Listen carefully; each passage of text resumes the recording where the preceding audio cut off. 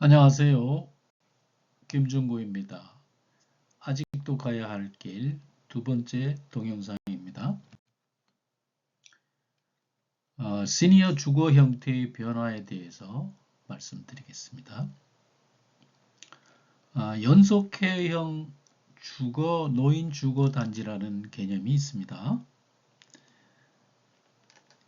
이거는 노인 주거 단지가 이제 보통 실버타운이라고 우리는 이해하고 있는데 자립주거, 그러니까 독립적인 생활이 가능한 자립주거, 그리고 약간의 생활 보조 또는 케어가 필요한 assisted living, 그리고 이제 마지막 단계가 노싱홈이나 호스피스 간호까지 포함한 마지막 단계로 이렇게 구분할 수 있습니다. 너싱홈은 뭐 요양원이라고 이해하시면 됩니다. 지금까지는 이제 우리나라에서 이 노인 주거 시설이 실버타운 이렇게 또는 주간보호센터, 요양원 이렇게 연계가 되지 않고 단절되어 있는 그런 상황이었는데, 이게 이제 점점 노인 주거 시설을 한 곳에 가면 그 모든 것을 다 할 수 있는 그 연계형으로 바뀌고 있습니다. 그래서 가장 먼저 이제 생긴 것이 삼성 노블 카운티죠.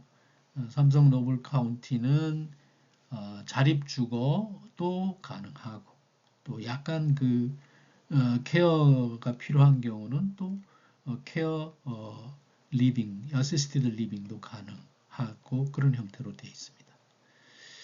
그리고 이제 공주 원로원 같은 곳이 실버타운, 또 주간보호센터, 그리고 요양원을 이제 갖추고 있는 것이고요.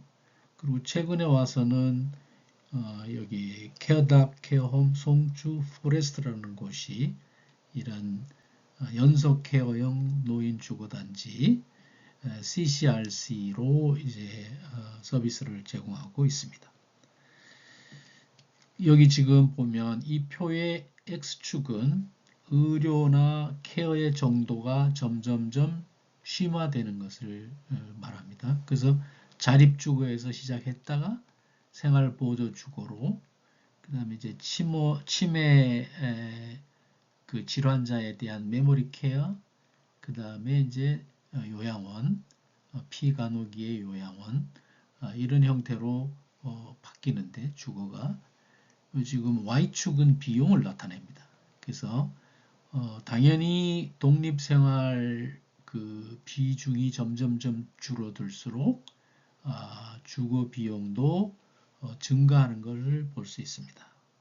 의료케어 정도가 심화될수록 주거 비용은 증가하게 되죠. 그래서 그 증가한 비용을 국가가 보조해 주기 위해서 노인장기 요양보험이라는 제도가 생겼습니다. 그래서 이 제도는 65세 이상의 노인 또는 노인이 아니더라도 노인성 질병에 있는 사람이 6개월 이상 일상생활 수행하기가 어렵다면 장기 요양기관으로부터 수급자로 판정을 받고, 그렇게 될 경우에 신체활동, 가사활동, 인지활동 이런 것을 지원해주는 장기 요양 급여 서비스를 받을 수 있는 제도입니다. 그러니까 이런 생활보조주거나 너싱홈 거주 비용을 장기 요양보험 지원 없이 개인이 감당하는 것은 굉장한 부담이 된다는 거죠. 그러면 될 수 있으면 이런 노인 장기 요양보험을 받으면 좋다는 거죠. 자, 그런데 이 장기 요양보험과 관련해서는 개인들에게 이제 큰 리스크가 점점 상태가 되고 있습니다. 피간호기에 장기요양보험 혜택을 받지 못할 경우에 심각한 재정적 위험에 빠지고 또 이렇게 충분한 재정이 없어서 그런 서비스를 받지 못하면 삶의 질이 현격하게 저하되는 그런 상황에 빠지게 되는 거죠. 그런데 이 비용을 부담해주는 건강보험공단의 장기요양보험 재정이 이미 심각한 적자 상태에 있습니다. 그래서 2023년에 이미 14조 이상의 보험금이 지급이 됐는데 이 중에 10조 정도는 건강보험 보험료로 충당이 됐습니다. 즉 이제 우리가 매월 내는 건강보험에는 장기요양보험료가 포함되어 있습니다. 그렇게 해서 모든 건강보험 납부자들이 납부하는 장기요양보험이 10조 정도는 된다는 거죠. 나머지는 정부 보조를 받아서 이제 이 장기요양보험이 비용을 충당하고 있다는 거죠. 그러다 보니 수급자 판정 비율이 이제 낮아질 수밖에 없습니다. 그 뒤에서 우리가 보겠지만 점점 이제 그 등급을 부여하는 것을 보수적으로 할 수밖에 없습니다. 자, 그리고 또 하나 변화는 시설급여, 즉 요양원에 들어가는 것을 이제 요양원에 들어가면 일단 숙박비도 포함이 되기 때문에 요양원에 들어가는 시설급여는 줄이고 자기 집에 살면서 이게 파견 요양보호사로부터 생활 지원을 받는 이런 재가급여가 이제 급증하고 있습니다. 이건 뭐 개인적으로는 저는 나쁘지 않다고 봅니다. 반드시 우리가 시설에 들어 입주할 필요는 없기 때문에요. 자, 여기 이제 2022년 말 기준으로 이걸 이제 보면 전체적으로는 130만이 신청을 해서 100만 명이 등급을 받았습니다. 그 등급이 1등급부터 여기 인지 지원 등급까지가 있는데 1등급일수록 지원이 더 많은 거고 그 더 집중적인 케어가 필요한 등급입니다. 그런데 1, 2등급은 매우 제한적이라는 것을 볼 수 있습니다. 요 3등급까지는 모두 시설 입주가 가능하고 4등급을 받은 사람 중에 약간 상태가 심한 분들은 시설 입주도 허용이 됩니다. 그리고 나이별 그 신청자의 숫자와 그 다음에 등급 인정받은 사람들의 비율을 보면 당연히 젊은 사람들은 등급 인정 비율이 낮고 나이가 많은 사람일수록 인정 비율이 높습니다. 왜냐하면 이 시기에 등급을 주면 이분들이 거의 30년 이상을 이제 지원을 받아야 하는데 그 한 사람에게 들어가는 비용이 너무 크다는 거죠. 그리고 이제 나이가 든 경우는 이제 남은 기대 연명이 길지 않기 때문에 등급 자체를 좀 잘 줄 수 있다는 거죠. 그 장기요양 지출액 그 건보공단 얘기입니다. 지출액 추세를 보면 2019년에 8조였던 것이 2023년에 14조로 늘어났습니다. 이게 4년간 43%가 증가된 것입니다. 2023년 기준으로 보면 이미 정부 지원이 44%입니다. 이게 앞으로 10년 동안 어떻게 변하겠어요? 장기요양 지출 비용이 급격하게 늘어날 것입니다.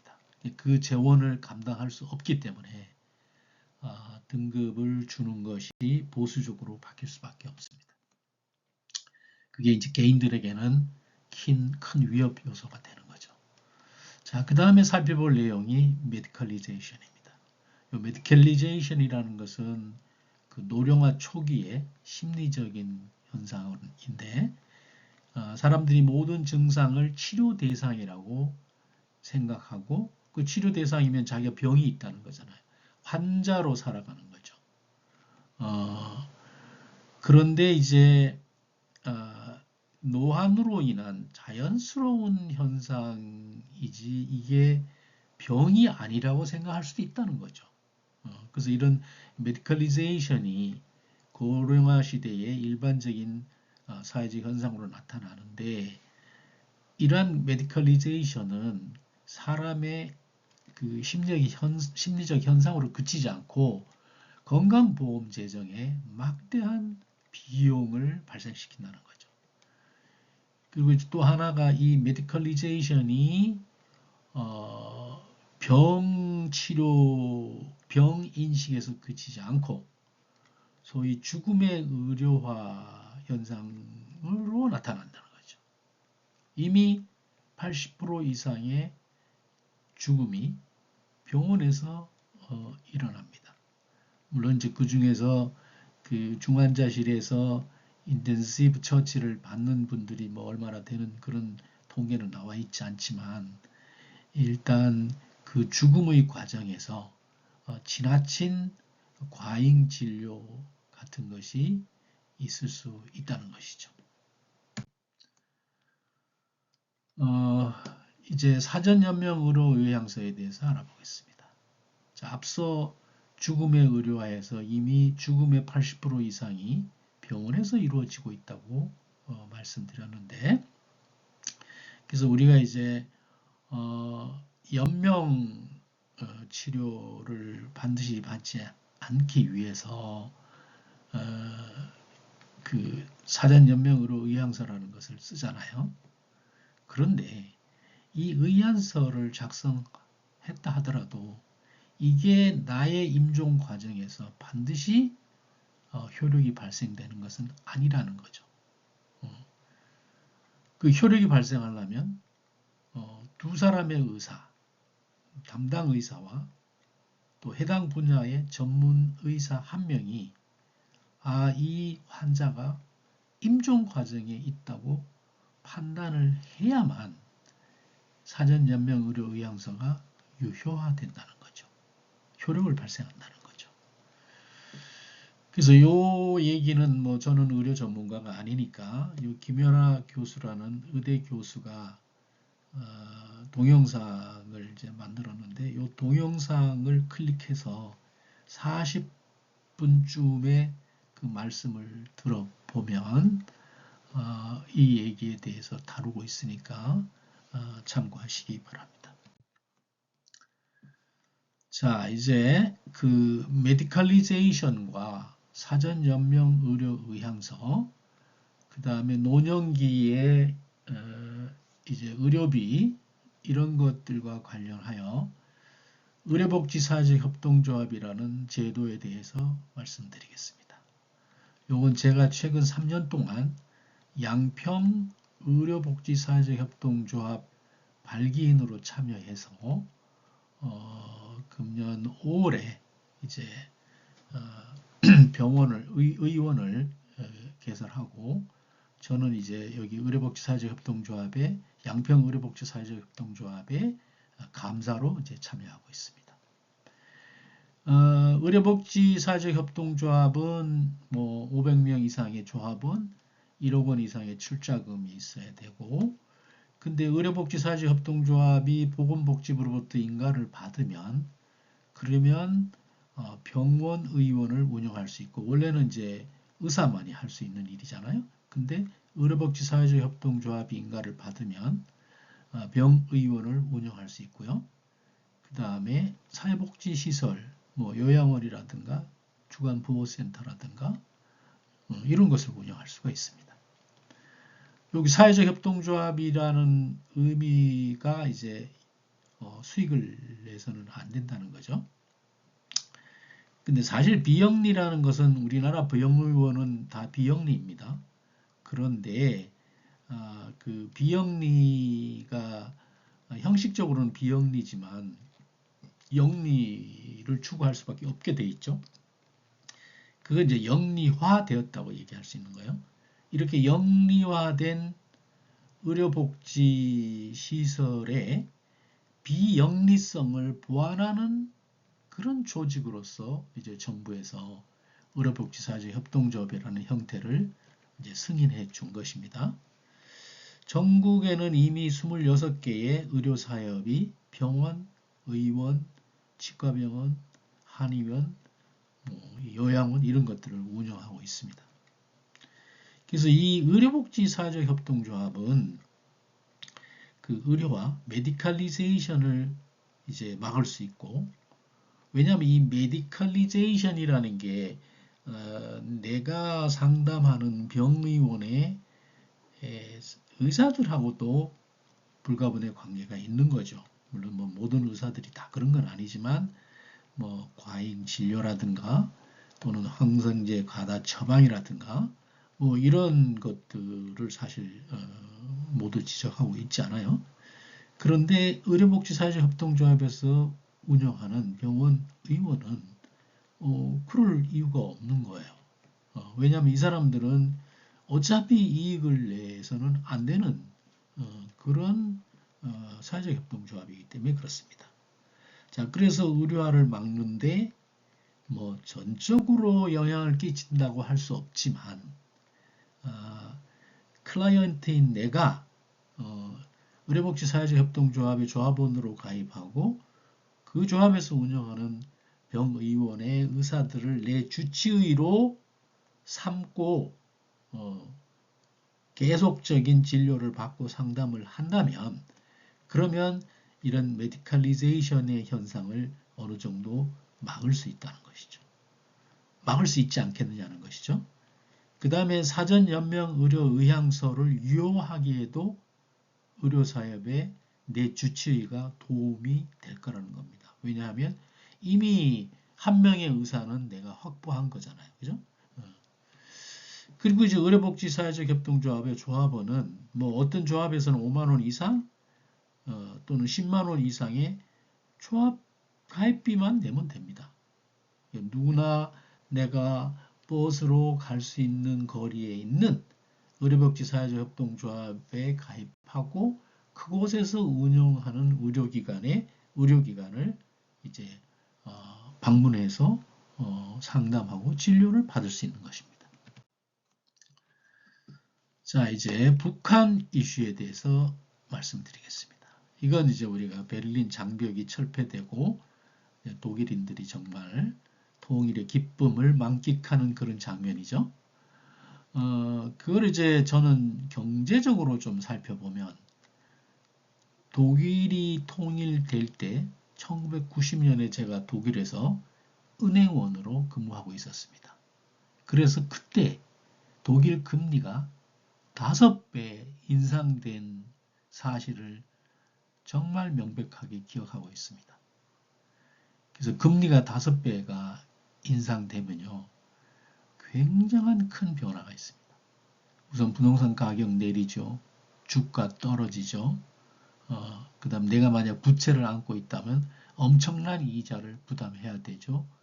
이런 것들이 이제 이런 현상들이 일어날 수 있습니다.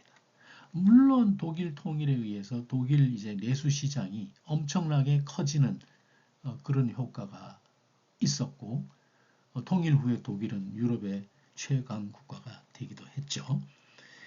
자, 이제 우리나라는 지금 굉장히 그 저성장 국면에 들어 있습니다.